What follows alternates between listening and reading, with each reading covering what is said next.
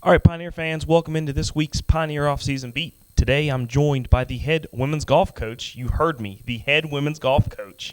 The Glenville State College has brought back women's golf.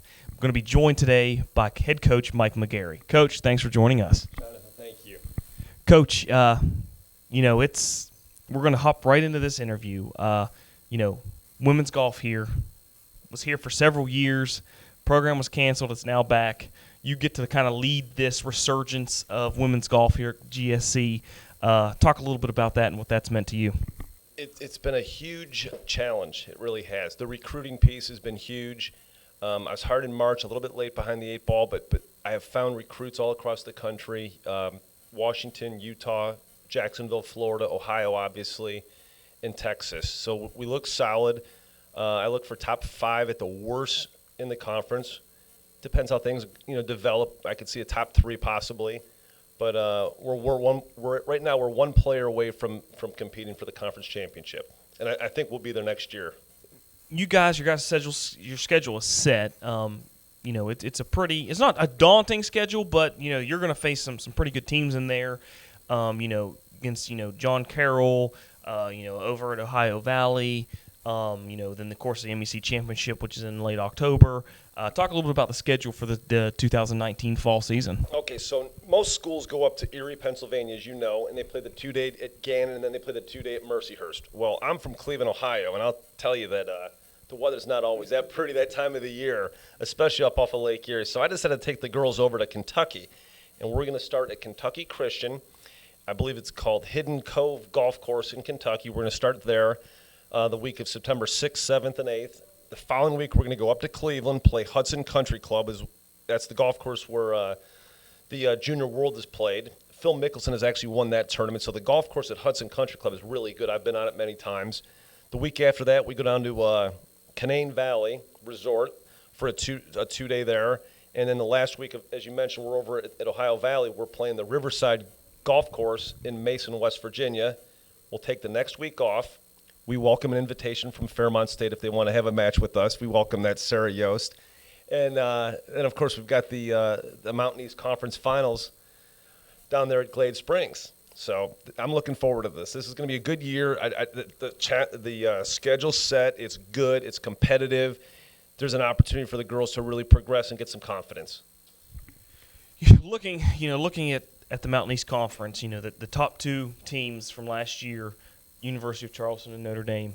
Other than that, everybody's kind of, 3rd, 4th, 5th, 6th, kind of looped right in there. Talk a little bit about what you as a coach and the ladies have to do to try and catch, maybe not this first year, catch Charleston and Notre Dame and what they've been able to do, but, talk about, being competitive a little bit and trying to maybe surprise a couple teams this season. It's really simple. So I've coached high school golf. I've caddied in the PGA Tour, as you know. I was just over at the Senior British Open. So here's the deal. And the bottom line is this. When you hit fairways in middle of the greens, you make a lot of pars. And the name of the game in high school golf as well as college golf is a lot of pars. You may make a birdie by default, but as long as you don't put doubles and triples on the card, you can cruise through this and be very competitive. The problem is when you have people shooting at cornered pins and also trying to work the ball around dog legs. Just play to the center of the fairway, next shot, get it near the green. Again, women's golf was put on hold here at Glenville State College a couple of years ago. It's now back. So everybody on your team is going to be brand new to Glenville State College. Talk a little bit about this recruiting class and maybe some names that the Pioneer fans should look out for. Well, first and foremost was my number 1 recruit, and that was Sophia Canalis. Now, Sophia played against my daughter in high school, and Sophia was only up at the Copley High School for 1 year. She was transferred up from Arkansas, so nobody in the state of Ohio knew of her. So I'm watching Sophia play against my daughter Julia, and she's hitting it 60 yards past my daughter. Now, my daughter can hit it 200 yards in the air, and Soph's out there hitting it 260 plus and in the middle of the fairway. My daughter shoots her best round 83. Sophia shoots 2 under par 70. So the fact that she was available, only a fool wouldn't throw an opportunity to get her recruited. And Sophia this summer has played very well up in Ohio. Her worst finish in any tournament is 3rd. She's won a handful of times and second a handful of times. Next, I would start with Darian Kelly from Jacksonville, Florida. Darian has a great pedigree behind her. Matter of fact, she played last week at the TPC Sawgrass in Jacksonville, Florida, Ponte Vedra Beach, Florida, and shot 79 from the men's tees. After that, we have Kendall Wall from Texas. She shoots anywhere from 78 to 84. Madison Uranga from the state of Washington. She's 82 to 84, consistent. Then we have Elena McCullough from Kansas, who just recently moved to North Carolina this week. Elena shoots mid-90s to high 90s, so she's coachable. Then we have, we have the girl from Utah. That is Kira Bauer. She just signed last week. I've been all over Kira to come here for a month and finally got her to come here. Now, Kira's golf swing is what caught my eye. The golf swing is really good. She does everything hard or difficult very well. As soon as we correct the simple stuff, her upside's there. Well, it sounds like, you've got a strong recruiting class coming in, in a very competitive conference. So it looks like you guys will be able to make some leeway this fall.